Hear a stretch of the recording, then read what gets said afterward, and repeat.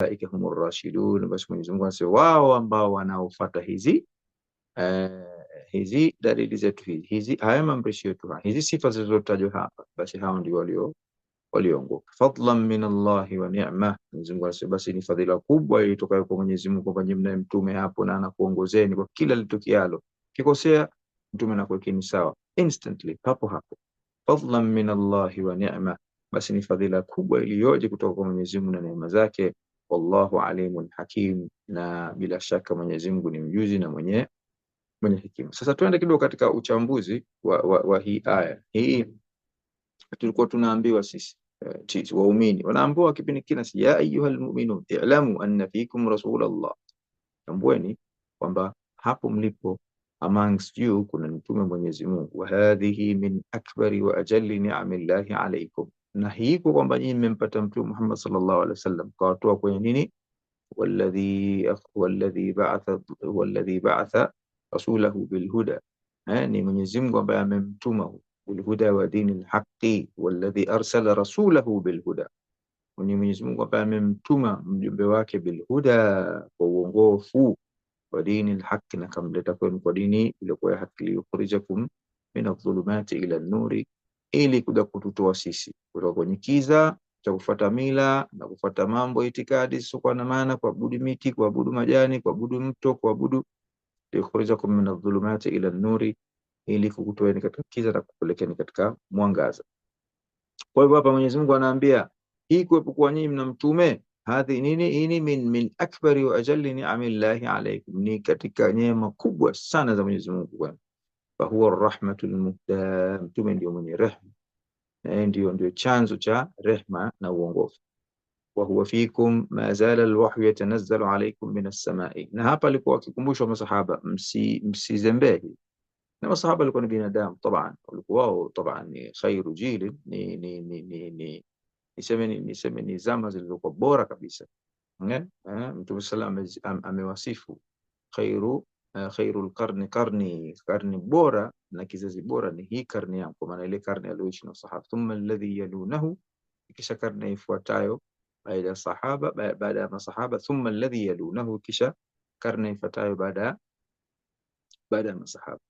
Kwa hivyo Mwenyezi Mungu anawaambia kwamba wafahamu, wa huwa fikum, yuko pamoja nanyi, maazala alwahyu yatanazzalu alaykum minas sama, wahi bado likitokea tukio wahi unashuka kutoka mbinguni. Yatatabba'u alwaqa'i, wahi unaambatana na matukio. Limetokea ile tukio, huyu jamaa akasema uongo, Mwenyezi Mungu kaleta wahi. Limetokea yule kamzushia, wengine wamemzushia Ummul Mu'minina mama yetu Bi Aisha kwamba kazini kafanya uchafu wa zina, aya zimekuja. Limetokea swala fulani, aya zimeshuka. Wa yuqawimu al-akhlaq, bado Mtume sallam neema hiyo mkumbuke, unaomba masa bado yuqawimu al-akhlaq, anakunyosheni kitabia, wa yualiju al-qadaya, na bado anatibu mambo mbalimbali. Tokea watu wametanzwa na kitu, basi Mtume pale anatibu.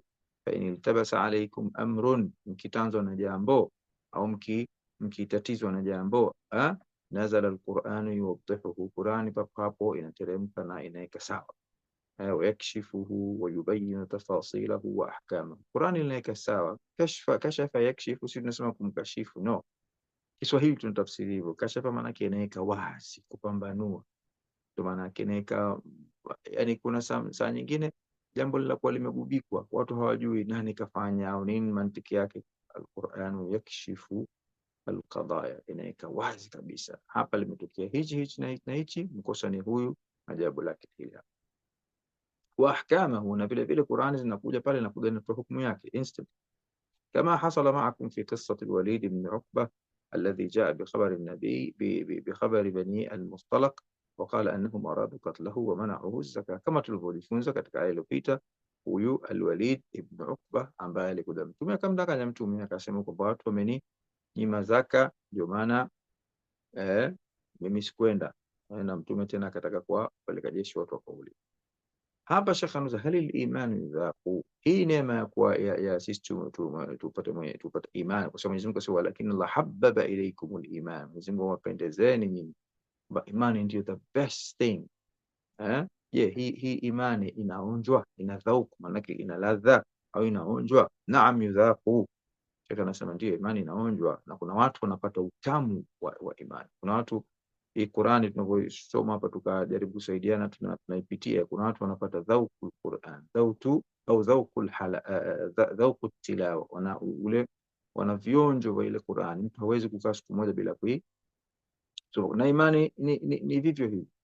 Naam, yudhaku, imani inaonjwa, ina testi yake. Yakulu Nabii sallallahu alaihi wasallam, Mtume anasema dhaka ta'amul imani man radiyallahu rabba, ameonja yani utamu wa imani yule ambaye Mwenyezi Mungu amemridhia Mungu. Yani kuna mtu akishakuridhia kwamba hakuna mola isipokuwa Mwenyezi Mungu, mambo yote haya bwana duniani nayapanga yeye, riziki zangu zishapangwa, matukio yangu zishapangwa, mimi nakwenda tu, shanifahamu, nachukua sababu, al-akhdhu bil asbab, natafuta kazi, natafuta familia, lakini yote qaddara Allahu ma shaa ala, Mwenyezi Mungu ameshakadiria na alichotaka yeye ndio kitatokea. Dhaqa ta'mul iman, Mtume anasema basi ameonja mtu utamu wa imani, man radhiya billahi rabba, yule yote ambaye ashamridhia Mwenyezi Mungu kwamba ndio Mola wake na hukumu zake zote ni za kweli na matukio yote ambayo yatokea huwa yamepangwa na Mola wake. Wabil islami dina, na hayuko tayari kusarenda na mfumo wote mwingine isipokuwa wa Uislamu, kwamba ameshajikubalisha, huyu ndio ameonja utamu wa imani, kwamba Uislamu utakuwa ndio mfumo wake, hatofadhilisha mila wala tamaduni wala sheria nyingine za Kiyunani wala falsafa nyingine za kipotofu, ataweka Uislamu kuwa ni dira ya maisha yake. Wa bi Muhammadin rasula, na Mtume sallam ndo atakuwa nani kwake? The role model. The role model manake ndio kiigizo, the focus.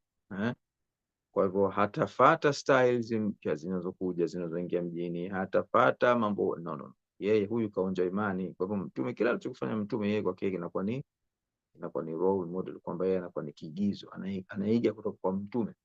Tumezungumza hapa katika bidaya ya sura kwamba Mtume sallallahu aliishi very simple life wallahi, lakini sisi tukijitazama tunaishi so luxurious life, maisha ya ufahari, maisha makubwa.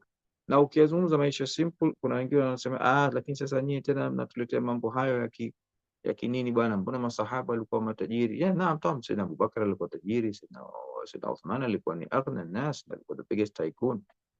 Sawa, alipata utajiri kwa njia gani? Kwa njia za halali, na Uislamu haukatazi watu wasipate utajiri. Uislamu unakataza watu kujilumbikia au kujilumbikizia mamali kwa njia ambazo sizo. That's what Islam prohibits. Lakini Uislamu kwa unafanya biashara, unafanya kazi, unafanya mipango yako, unakuwa tajiri. Tamam.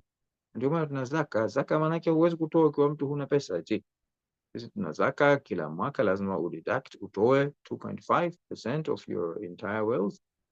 Ikiwa na mifugo, ukiwa na dhahabu, ukiwa na whatever business, ukiwa na majumba, ukiwa na ukodisha.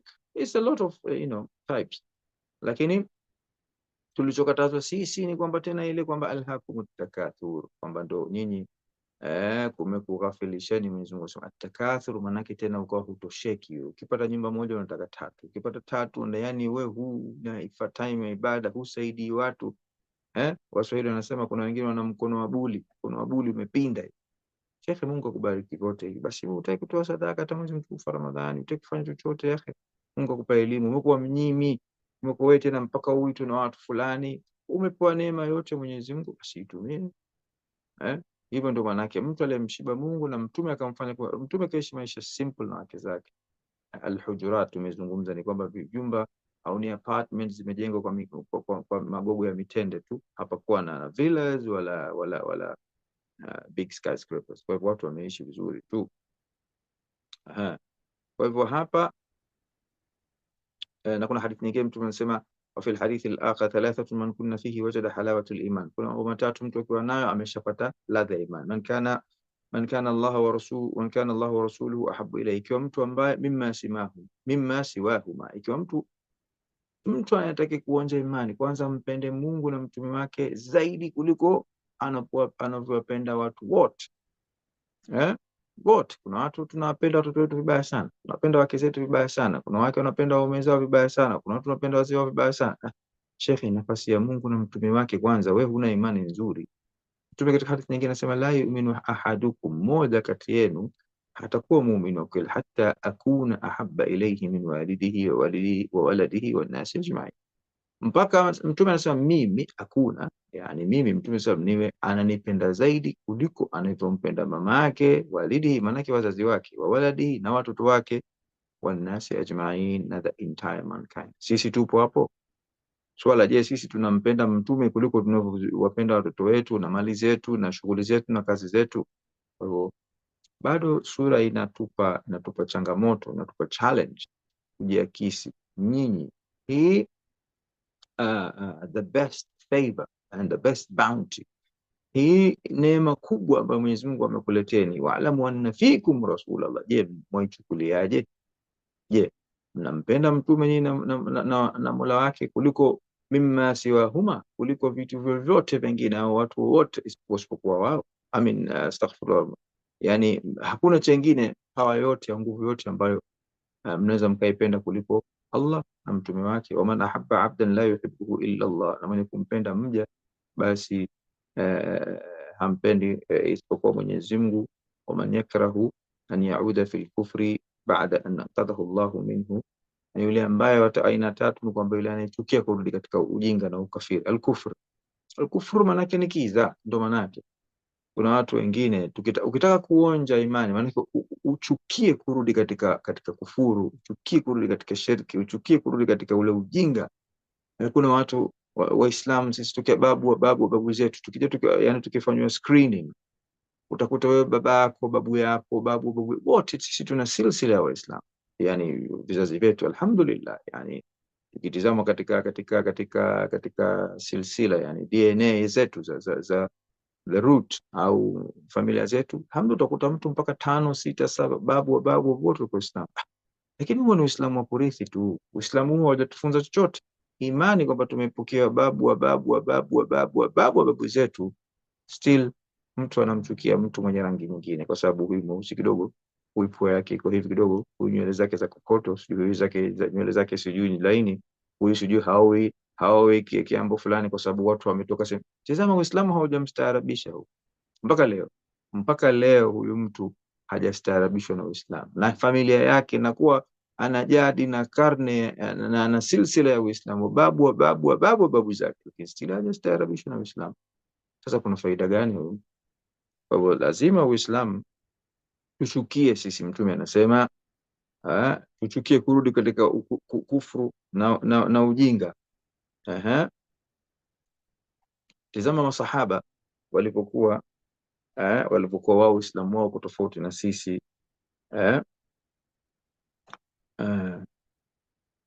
Walau lam yakun lil-iman halawa, Sheikh anasema ingelikuwa imani haina utamu, haina ladha, haina utamu, lama istataa dhalika as-sahabi min al-ansar, asingeweza. Kuna sahabi mmoja katika sahaba huyu ambaye katika Ansar, ambaye siku moja alikuwa akimlinda Mtume sallallahu alaihi wasallam fi ghazwa, katika vita min ghazawati, faqama yusalli, alikuwa Mtume sallam anasali, faramahu ahadul kuffari bisahmin, basi mmoja katika ndio hivyo makafiri akamrushia mkuki mshale, ikhtaraka jasadahu fanaza'ahu wastamarra yusalli.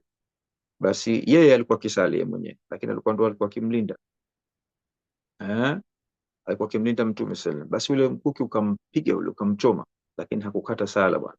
Huyu Ansari hakukata, akaendelea kusoma. Thumma ramahu bi akhar, ikisha mkuki wa pili hivi si hadithi kwa pakawa zimethibiti, ikisha akarushiwa mkuki wa pili ukamchoma vile vile, fanaza'ahu, ikisha ukamchoma, wastamarra yusalli, yani akauchomoa akautoa, wastamarra yusalli, akaendelea kusali. Thumma ramahu bi thalithin fanaza'ahu, ikisha akapigwa mkuki wa tatu au mshale wa tatu, akachomoa akautupa, rakaa wa sajada wa intaha min salatihi, ikisha akarukuu na akaendelea mpaka akamaliza sala yake. Thumma aikadha sahibahu alladhi kana ma'ahu fi al-hirasa, ikisha akamwamsha sahibu wake alikuwa akilinda pamoja. Waqad balagat ad-dima'u minhu ma balagat, na damu tena ilikuwa shakwa kubwa. Fakana yanzifu nazfan shadidan, alikuwa na bleed a lot. Falamma atabahu qala, yule mwenzake akamlaumu akamwambia, akamwambia bwana, mbona ulikuwa ukate sala tu pale, umesimama pale unasali, imepelekea mpigo wa kwanza wa pili, ulikuwa ukate sala tu. Akasema kuntu fi suratin akrauha pale nilipochomwa mkuki mimi nilikuwa nasoma sura falam uhibbu an aqta'a, liko ule utamu wa ile sura ile Qur'an. Tazama watu walivyoshiba imani, ule utamu ule, basi mimi sikufanya nini, sikupenda kuikata ile Qur'an. Leo mtu unaitwa tuna mwenzako, bismillahir rahmanir rahim, vipi mambo, vipi hali bwana, hamjambo. Shekhe, unasoma katika Qur'an leta mambo vipi hali hamjambo, mambo gani haya? Unafahamu Qur'ani sisi tunasoma, lala mtu kwenye godoro unasoma Qur'ani huku unazungumza, yani hatuna heshima kabisa. Kwa sababu gani? Hatujaonja halawa tu al-iman. Hapo ndio maana Mtume sallallahu anatuambia kwamba lazima mtu ampende mtume wake na Mwenyezi Mungu, na hizi aya zimekuja kutufanya nini? Kutufunza haya. Na hapa Sheikh anasema yusbihu wa yumsi wa hammahu yudhi Allah, mtu ambaye alionja imani, ambayo anamka akilala, ye lengo lake ni kumridhisha Mungu bas. Yusbihu wa yumsi wa hammuhu an la yakhtaf minhu imanahu wala yadhaf imanahu. Yani anaamka na analala, hataki kwamba imani yake ije kuathirika au ije kudhoofika. Huyu ndio mtu ambaye ameonja yusbihu wa yumsi wa ruhuhu munjadhibatun lillahi ta'ala. Kila siku analala naamka, lakini siku zote roho yake inakuwa nini? Inakuwa kama mpya. Almanzaru aljadub, maana mandhari ilikuwa nzuri kabisa, yani iko safi kabisa. Kwa hivyo siku zote yeye roho yake iko safi na Mwenyezi Mungu. La yajidu rahatahu wa sakinatahu wa inshiraha sadri illa wa huwa baina yaday rabbih fi ilmin. Huyu mtu hapati utulivu wala hapati raha, moyo wake hautulii, isipokuwa huyu mtu anafanya nini? Iko na Mola wake. Aidha anajifunza kuhusiana na Mwenyezi Mungu, fi dhikrin, anamkumbuka Mwenyezi Mungu, fi salatin, anasali, wa fi tilawatin. Huyo ndio mtu alionja imani, huyo ndio mtu sio aliorithi Uislamu, ndio alionja fi tilawatin, fi amalin yuhibbuhu Allah, au atajikita katika amali yoyote, yani hata ikiwa dakika 10 yenye fikra zake zote. Kuna watu sisi Waislamu fikra zetu sisi mali mali mali, sio tunazungumza fikra zetu sisi manake dunia dunia dunia dunia. Lazima tukumbushane hizi aya zinakuja kutujenga, zinatupa nini? Mila na desturi na utaratibu na ustaarabu wa kuishi. Fanjidhabuhu ila Allah injidhaban la yanqati'u li'annahu dhaqa halawata al-iman. Sheikh anasema ule uzuri wake kwa Mola wake au upya wake, kila siku anajaribu kurenew ule upya wake na Mwenyezi Mungu, ule connection yake la yanqati'u, haukatiki huu wai, kwa sababu mtu huyu dhaqa halawata al-iman, huyu ameonja utamu wa iman, ameonja utamu wa iman. Nafikiri hii aya tulikuwa tuende na aya nyingine, lakini naona hii aya ina maelezo makubwa. Innaha halawatun hissiyya saadatun ruhiyya qalbiyya amiqa. Kuonja imani ni utamu wa hisia na wa kiroho na wa kimoyo. Yataladhdhu biha alqalb. Sheikh anasema watu wanaweza kuona hivi, labda unaonekana kama mnyonge mnyonge, lakini moyo ndio unapata ladha, moyo ndio unastarehe. Na mtu bwana aliyestarehe ni yule ambaye moyo wake umestarehe. Unaweza kuona watu wako kijijini huko, maji wanachota kwa shida, hakuna umeme, sijui hakuna maradhi lakini utamkuta mtu katulia. Why? Kwa sababu moyo umetulia. Mtu anaweza kuwa amepewa pande kizi la jumba au anaishi sehemu mjini anaishi, lakini ukimuona unamuona huyu mtu bwana keisha kabisa, hana furaha, uso umekunjana, kila wakati anapiga mayowe, hana furaha. Kwa sababu gani? Moyo hauna furaha. Kwa hivyo moyo ndio kitu. Wayatashabbau biha alqalbu, na moyo utakuwa umeshiba hisia kumhisi. Innaha hiya rahatun yukhalituha farah, hii ni raha ambayo inachanganywa na furaha. Yukhalituha uns, yani hii ni kwamba anisun, manake ni mtu ambaye mwenye nini, mwenye furaha. Mshanifahamu, ni raha ambayo imejaa, haiko pweke, sote yuko na Mwenyezi Mungu. Subhanallah, Mwenyezi Mungu atujalie tuwe katika miongoni wao. Tumalize hapa tu, innaha halawatul iman, huu ni utamu wa iman. Halawatul iman allati ma hiya illa rizqun min arzaqil qulub. Kule kwa mtu amepata utamu wa kuishukuru hii imani, kusema bwana, the best thing I have ni mimi kwa Muislamu na kuwa ni imani. basi ni miongoni mwa riziki kubwa sana za moyo. Mwenyezi Mungu asema afaman sharaha Allahu sadrahu lilislami fahuwa ala nurin min rabbih, yule ambaye Mwenyezi Mungu atampambanulia, atamfunulia kichwa chake, akamtilia Uislamu na imani, basi huyu mtu amepata mwanga kutoka kwa Mola wake. Hadha sharhu wa hadha alfasl huwa an-na'im wa huwa an-na'im al-qalbi. Hii ni neema ya moyo tu. Moyo tu unaweza kufahamu mambo haya, sio maisha ya materialistic. No, it's only your heart can understand this. فهو النعيم القلبي أصله فتح الله، فتح من الله الفتاح سبحانه.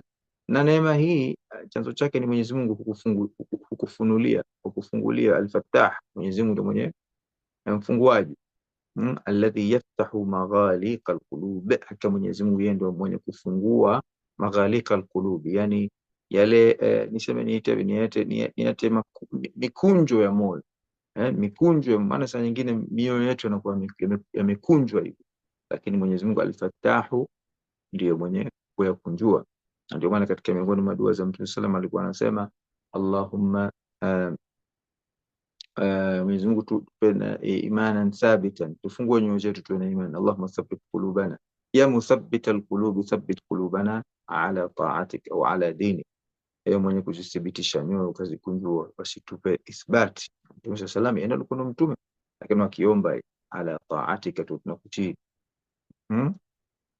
Kwa hivyo hii ni fadhila kubwa, fadlan min Allahi wa ni'ma. Hii ni fadhila kubwa kutoka kwa Mola wako. Ukipata halawatul iman, kwamba wewe bwana umestarehe ile kuwa Muislamu, umestarehe kwamba chochote unachokipata umekinai, fadlan min Allahi wa ni'ma. Hakika hii ni fadhila kubwa kutoka kwa Mwenyezi Mungu na neema. Wallahu alimun hakim, na Mwenyezi Mungu ni mjuzi. Na wal fadlu huwa al-ata'u al-wafiru az-za'idu alladhi yaghmuru al-mu'ti. Na fadhila manake ni kile kitu ambacho kikubwa. Ukisema fulani kan fadhili manake manake kakupa kitu, umekipata kitu ambacho cha ziada, kitu ambacho important. Wa hadha alfadl yakunu biqadri almutafaddili la biqadri almutafaddal alayhi, walmutafaddil huwa alghaniy alhamid.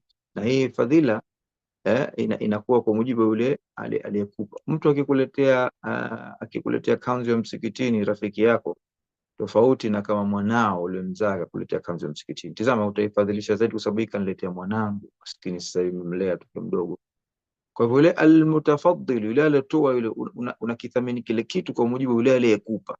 Kwa lugha nyingine, hichi bwana mwanangu umemlea mpaka leo kanikumbuka, kaniletea hii kilo moja ya tende, alhamdulillah. Yani utaifadhili zaidi ile kilo moja ya tende kuliko ile hata kama ukaenda kununua mwenyewe gunia moja la tende. Na je, ikiwa almutafaddil, mtoaji aliyekupa ni Mwenyezi Mungu, je? Sababu Mungu anasema fadlan min Allahi wa ni'ma. Sasa hii tuishukuru zaidi mtu kuwa na imani na mtu kwamba asitetereshwe na mambo ya kidunia haya, kwa sababu huyo anayetoa fadhila hii si kiumbe, ni Mwenyezi Mungu. Mwenyezi Mungu huwa al-Ghaniyyul Hamid. Kwa hivyo hii imani ndio sisi tuipembejee zaidi na tuishukuru zaidi kuliko hivi vitu vyote vya dunia, kwa sababu hii imani hajatuzawadia mwanetu wala rafiki yetu, ni Allah azza wa jalla. Ghaniyyun yu'ti an sa'a la yudayyiquhu al-'ata wa la yata'adhamuhu wa la yu'jizu lakinahu hakimun yad'u fadlahu fi mawadi'. Mwenyezi Mungu yomkwasi, anaweka kila kitu chake sehemu yake inayopaswa. Huwa a'lamu mimman yastahiqu hadha al-fadl. Na tena unaweza kujiuliza kwamba basi kwa nini tena Mwenyezi Mungu asijalie kwamba watu wote wakawa wanajua umuhimu wa kuwa na imani na umuhimu wa kufadhilisha ule Uislamu? Kwa nini? La, huwa a'lamu, pekee Mwenyezi Mungu ndio mjuzi, atambua biman yastahiqu hadha al-fadl, nani anastahiki, kwa sababu si watu wote wanastahiki hata muda wako. Sometimes unaweza kumpa mtu muda wako akau abuse. Some people abuse your time, some people abuse your talent, some people abuse your kindness. Kuna watu ukijifanya wao una huruma kwao kwa sababu hawafai. Waswahili wanasema asiambiwa maana haambiwi maana. Ukimwambia maana, ukimwelekeza mambo, utasema wamtukana. Waswahili wanasema kuna watu hawafai kupewa hayo mambo kwa sababu hawajui thamani yake. Kwa hivyo Mwenyezi Mungu anajua nani ampe huyo mtu mwenye moyo wa aina hiyo. Sisi tumuombe tu Mwenyezi Mungu. Allahumma inna nas'aluka hubbaka wa hubba man yuhibbuk. Mwenyezi Mungu tunakuomba sisi tujalie tuwe katika watu ambao tunayopenda wewe, wa hubba man yuhibbuk, na tupe penzi, tujalie sisi tuwapende wale wanaokupenda wewe. Ukishakuwa katika saka, katika duara hilo, wewe hupotei, wewe ndo minal faizin kabisa. Wa huwa a'lamu mimman yastahiqu hadha alfadl, Mwenyezi Mungu pekee ndiyo mwenye kutambua nani anastahiki fadhila hii min ibadihi, kati ya sisi sote. Mwenyezi Mungu ampa na hapendelei, ukistahiki unapewa. Mwanafunzi anajitahidi ndiyo mwanafunzi ambaye atasaidiwa pass, as simple as that. Mtu anatoroka shule, hahudhurii kwa wakati, hafanyi homework, hafanyi assignment, huyu mtu anaonyesha kila dalili kwamba hahitaji au haujui umuhimu wa hii elimu. Kwa hivyo Mwenyezi Mungu anamuona yule mtu ambaye mwenye kujitahidi. Kwa hivyo wa huwa a'lam biman yastahiqu hadha alfadla min ibadihi wa man la yastahiq, yeye ndio pekee yake kutambua nani amtunukie hii mwenye kustahiki na nani asiyestahiki. Falaysa man ata Allah mashiyan kaman atahu harwala, si yule ambaye anamwendea Mungu ilhali amekwenda ni sawa na yule ambaye mwenye kutambaa. What does it mean? Kuna watu ambao wanamwabudu Mwenyezi Mungu ilhali katika mazingira. Kuna watu, kuna mtu yuko anaumwa bedbound, lakini hajamsahau Mwenyezi Mungu. Kuna mtu mlemavu hajamsahau Mwenyezi Mungu. Kuna mtu yani ile riziki yake ile ule mlo mmoja milo mbili mitatu ni ya shida, lakini bado yupo na Mwenyezi Mungu, hajakufuru, hajasema why me, why me, why me. Kwani Mwenyezi Mungu ananipa mimi maisha haya ambayo magumu kiasi hichi? La. Kwa hivyo huyu anamwendea Mungu hali anatambaa, bado anachechemea, lakini still yuko na Mwenyezi Mungu.